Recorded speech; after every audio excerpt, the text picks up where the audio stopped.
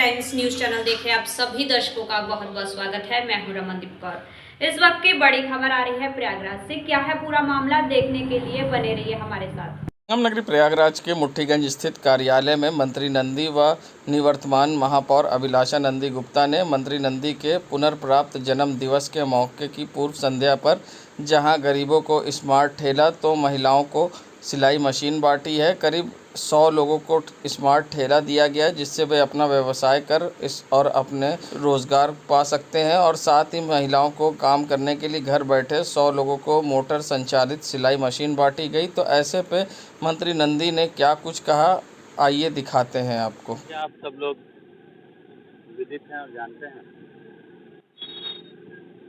कि आज से ठीक 13 साल पहले उत्तर प्रदेश समाजवादी पार्टी के गुंडों द्वारा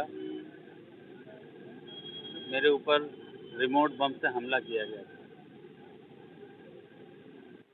उसमें हम सबके बहुत प्रिय भाई पत्रकार साथी विजय प्रताप की मौके पर डेथ हो गई और एक सिविल गनर की डेथ हो गई। और मैं 7 दिन कोमा में रहा, 7 महीने मेरा इलाज चला, मैं बच के आ पाया। तो मैं जीवन को भगवान का दिया हुआ पुनर्प्राप्त जन्म भी मानता हूँ। ऐसे अवसर पर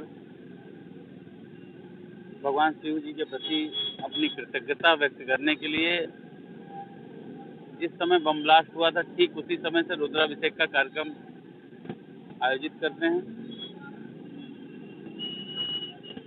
और भगवान का शुक्रिया करते हैं, थैंक्स करते हैं। सावन का पवित्र महीना था जिस समय बम ब्लास्ट हुआ था। लोगों ने मेरा खून बहाया और कई लोगों का खून बहा, कई लोगों की डेथ हो गई। हमने ये निश्चय किया कि हम रक्तदान करके, एक कैंप लगा करके, ब्लड डोनेट करके लोगों की जान बचाने का काम करेंगे। और 12 जुलाई को हम बड़ी संख्या में, पिछली बार भी बड़ी संख्या में ब्लड डोनेट करने का काम किया। हमने भी, मेयर साहब ने, अभिलाषा जी ने, निवर्तमान मेयर महापौर और मेरे बच्चों ने भी, हम लोगों ने ब्लड दिया और बहुत सारे हमारे समर्थक साथियों ने दिया। कल भी ब्लड बैंक का ब्लड डोनेशन का कैंप लगा है। और आज वो गरीब लोग जो सड़क किनारे रेहड़ी पटरी पर काम करते हैं, उन लोगों को भी स्मार्ट ठेला, एक अच्छा सुंदर स्वचालित ठेला की वो अपनी, चाहे सब्जी भाजी की दुकान लगाना हो, चाहे चाट पकौड़ी की दुकान लगाना हो, चाहे चाय ब्रेड मक्खन की दुकान लगानी हो, ऐसे लोगों को चिन्हित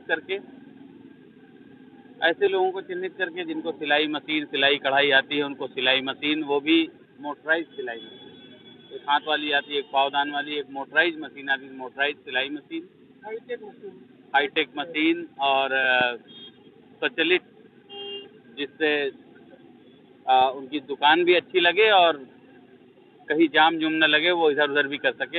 ऐसे लोगों को चिन्हित करके एक सिंबॉलिक तरीके से दिया जाए। पर हर मेरे जन्मदिन के दिन मैं कोशिश करता हूँ 100 बहनों को आत्मनिर्भर बनाऊँ। हमारा 5 मंडल में जो विधानसभा है, उस विधानसभा से, हर विधानसभा के मंडल से 20-20 आदमी चिन्हित करते हैं। तो 20-25 100 लोगों को सिलाई मशीन, 100 लोगों को ठेला देने का काम करते हैं। और मेरी भगवान से प्रार्थना है कि भगवान ने जिस तरह से मेरा जीवन बचाने का काम किया है, इनके जीवन में तमाम खुशियाँ और तमाम समृद्धि आए, आत्मनिर्भर बन सके, किसी के सहारे न रहें, व्यापार करें। व्यापार करने के लिए भी पैसे की ज़रूरत है, तो उसमें भी हम मदद करते हैं। बहुचर्चित सफाई कर्मी आलोक मौर्य, एसडीएम ज्योति मौर्य मामले में अब नया मोड़ आया है।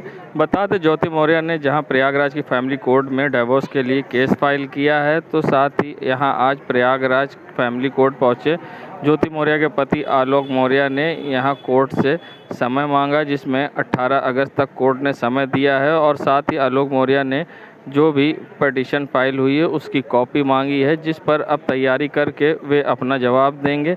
ऐसे में इस पूरे मामले पर आलोक मौर्य का क्या कहना है, उनके वकील का, आइए दिखाते हैं। अभी सर हमने वहाँ से कॉपी निकलवाने की गुजारिश की है हमारे एडवोकेट साहब ने, और सर अगली डेट 18 लगी हुई है सर, उस पर हम लोग अपना पक्ष रखेंगे।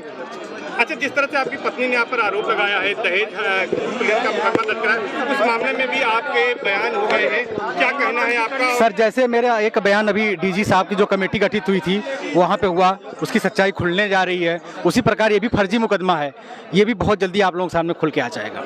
सारे मुकदमे उनके फर्जी हैं, जबरदस्ती लगवाए गए हैं। अपनी पत्नी पर जो आरोप लगाए थे कि वो अवैध ढंग से जो है वो कमाई भी करती है, क्या सर अभी हम कोर्ट से हो लें सर, कोर्ट के काम के बाद सर जब आप जो है समझौते के लिए भी तैयार है? सर समझौते के लिए मैं बच्चों के समझौते के लिए तैयार हूँ। बाकी अगर आपकी पत्नी वापस आज कुछ भी नहीं हुआ है। आज हम लोगों ने एक एप्लीकेशन डाला है कि वाद की कॉपी ये हमें प्रोवाइड कराएं और उसके बाद हम लोग जवाब लगाएंगे, जिसमें कोर्ट ने हमको 18 अगस्त का टाइम दिया है। इसके बीच में हमको वाद की कॉपी मिल जाएगी, उसके बाद हम लोग जवाब लगाएंगे। क्या है आप लोग क्या दलील है इस मामले में? नहीं, दलील क्या है, वो पिटीशन उन्होंने फाइल किया है, जब वो हमको कॉपी मिलेगी तब तो हम जवाब लगाएंगे ना। वाद तो उनका है, तो आप पहले पढ़ें तो क्या उन्होंने दाखिल किया है, तो उसके बाद जवाब लगाया जाएगा।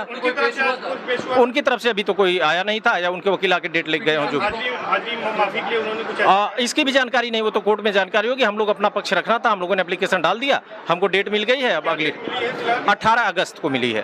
परिचय दे दें सर अपना। मेरा नाम हृदय लाल मौर्य है। संगम नगरी प्रयागराज पहुंचे, जहां कांग्रेस के प्रदेश अध्यक्ष बृजलाल खाबरी ने आज मीडिया से बात करते हुए जहां बीजेपी पर निशाना साधा, यूसीसी के मुद्दे को लेकर बीजेपी को जहां घेरा है, साथ ही बढ़ती महंगाई पर भ्रष्टाचार और काला बाजार का आरोप लगाया। ऐसे में बीजेपी के प्रदेश अध्यक्ष बृजलाल खाबरी ने निशाना साधते हुए आरोप लगाते हुए क्या कुछ कहा, आइए दिखाते हैं। भाई भारतीय जनता पार्टी क्या कर रही है क्या नहीं कर रही है वो तो अपने पक्ष में सब चीजें करेगी, लेकिन मेरा कहना ये है, कांग्रेस का कहना ये है, उसे चर्चा करनी है तो देश की महंगाई, चर्चा करनी है तो बेरोजगारी पर, चर्चा करनी है तो अन्याय अत्याचार पर। इस पर चर्चा करने कौन आएगा? ये तो सरकार का काम है ना, महंगाई को कम करना, बेरोजगारी को कम करना, अन्याय अत्याचार के खिलाफ मुहिम चलाना। ये कौन करेगा? ये इधर उधर के बातें करके मुख्य उद्देश्य जनता का दिमाग हटाना चाहते हैं। आज देश की जनता पूछ रही है, भाई टमाटर 160 रुपए किलो क्यों? इस पर कोई जवाब नहीं आ रहा है। भाई दालें जो है 150-200 के आसपास जा रही हैं, इस पर कोई चर्चा नहीं कर रहा है। यूजीसी की चर्चा पे, यूएसएससी की चर्चा पे, एनएसए की चर्चा पे, इस पर चर्चा से पब्लिक को क्या है मिलने वाला? मणिपुर में हिंसा हुई, सभी वाले तो इन्हीं के लोग हैं। सरकार क्यों बोलेगी? जितने भी बड़े बड़े ठेकेदार हैं ये सब डंप किए हुए हैं। महंगाई कब बढ़ती है? जब किसी भी सामान को डंप करके मार्केट में ना आने दिया जाए और ऊंचे दाम, काला बाजारी कहें जिसको। इनके जो ठेकेदार हैं इन लोगों ने इन सब चीजों को डंप कर रखा है। मार्केट में जब लाएंगे, जब मार्केट में जरूरत बढ़ेगी, जब जरूरत बढ़ती है तो रेट बढ़ते हैं। संगम नगरी प्रयागराज, जहां उत्तर प्रदेश के कैबिनेट मंत्री नंद गोपाल गुप्ता नंदी ने अखिलेश यादव के स्वास्थ्य विभाग और मान्यता वाले बयान पर अब बड़ा बयान दिया है। साथ ही उन्होंने कहा कि अखिलेश यादव के बारे में कुछ भी कहना समय खराब करने के बराबर होगा, क्योंकि अखिलेश यादव को विरासत में मुलायम सिंह के द्वारा उनको सत्ता मिली और ऐसे में अखिलेश यादव के पास अपना कुछ भी नहीं है। उनका काम टैबलेट पर लोगों ने गेम खेलते देखा है और कोरोना काल में भी उनकी क्या छवि रही है सब जानते हैं, जब वैक्सीन को भाजपा की बताया। और साथ ही उन्होंने क्या कुछ कहा है अखिलेश यादव को लेकर, आइए दिखाते हैं आपको। अखिलेश यादव जी के बारे में कुछ भी कहना अपना समय व्यर्थ करना है। उत्तर प्रदेश की जनता ने अच्छी तरह से देखा है, जब वो 5 साल चीफ मिनिस्टर थे, वीडियो गेम खेलते हुए, टैबलेट पर गेम खेलते हुए, और इतने बड़े सूबे के मुखिया रहे, क्योंकि अपनी मेहनत पर तो उन्हें कुछ मिला नहीं। मुलायम सिंह जी को मैंडेट मिला था, उन्होंने पिताजी ने अपनी गद्दी पर बैठाल दिया और उस गद्दी में बैठने के बाद उन्होंने अपने बाप को ही लात मार करके भगा दिया। आज चोटी कहते ही लोग अखिलेश यादव कहने लगते हैं। जब कोविड से पूरी दुनिया त्राहिमाम कर रही थी तो उन्होंने वैक्सीन को कहा ये बीजेपी की वैक्सीन हम नहीं लगाएंगे। जो आदमी इस तरह की बात करता है उसके लिए उसके बारे में बात करना निश्चित रूप से समय गंवाना है। और मैं यही कहूँगा, जैसे राहुल गांधी कांग्रेस का सर्वनाश करने में कोई कोर कसर नहीं छोड़ रहे हैं। वैसे ही समाजवादी पार्टी को की ताबूत में अंतिम कील ठोकने के लिए लगातार काम कर रहे हैं और आज का ये बयान भी वही काम है। बरेली के गंगागंज इलाके में जहां महिला अधिवक्ता पर हुआ जानलेवा हमला, बता दें पत्रकार कुलदीप अपनी पत्नी को लेकर उसके मायके जा रहे थे, तभी महिला अधिवक्ता के भाई को जान से मारने की धमकी दे रहा युवक दिखाई दिया, जिसके बाद उस युवक ने महिला अधिवक्ता पर हमला कर दिया और जब बीच बचाव पत्रकार पति ने किया तो उसको भी पीटा और ऐसे महिला गंभीर रूप से घायल हो गई। वहीं सूचना पर पहुंची पुलिस ने भी किसी प्रकार की मदद नहीं की, ऐसा पीड़ित का आरोप है और क्या कुछ कहा आइए दिखाते हैं। गुप्ता नाम का लड़का है, इसका कई माफिया गैंग लोगों के साथ संबंध है। ये मेरे भाई को गोली मारने की धमकी देके जाति सूचक शब्दों का प्रयोग कर रहा था पावापुर में। मैं इससे बस रास्ते में मुझे मिल गया, इसने मुझे मारा। मेरे पति जब बीच बचाव किए तो मुझे भी मारना, मेरे पति को मारा, किसी मेरे को पिस्टल से डाया, लेकिन कुछ मोहल्ले वालों की मदद से वो यहाँ से फरार हो गया। मेरा फ़ोन भी तोड़ दिया, मेरे कान में बाली थी उसको भी नोच के, कहता अधिवक्ता मतलब गाली गलौज करके। 4 लड़के थे जिसमें गोलू गुप्ता और हिमांशु और उसका भाई, ये 3 लोग थे। मैं इस समय करैली के गंगागंज मोहल्ले में हूँ। 112 की पुलिस आई है लेकिन कोई मदद नहीं है, मुझे काफ़ी तकलीफ है। संगम नगरी प्रयागराज में बढ़ती महंगाई को लेकर जहां समाजवादी पार्टी के युवा छात्र सभा के नेताओं ने सड़कों पर उतरकर जमकर प्रदर्शन किया। बता दें जहां सुभाष चौराहे पर आज सब्जी और टमाटर की माला पहनकर जहां समाजवादी पार्टी के नेताओं ने जमकर विरोध प्रदर्शन किया तो मौके पर पहुंची पुलिस से जहां सपा नेताओं से नोकझोंक हुई, जिसके बाद सपा नेताओं को पुलिस ने हिरासत में ले लिया। बता दें जहां नोकझोंक के दौरान विवाद हुआ, जिसके बाद हिरासत में लेकर पुलिस इन्हें पुलिस लाइन ले गई। आज हम समाजवादी पार्टी के छात्र सभा के नौजवानों द्वारा देश में बढ़ रहे बेतहाशा महंगाई के खिलाफ सुभाष चौराहे पर धरना प्रदर्शन का कार्यक्रम रखा गया था। जिस तरह मोदी योगी देश में महंगाई बढ़ाने का काम कर रहे हैं, हम उसके खिलाफ आंदोलनरत हैं और जब तक हम भाजपा सरकार को उखाड़ फेंक नहीं देते तब तक हमारा लोग आंदोलन।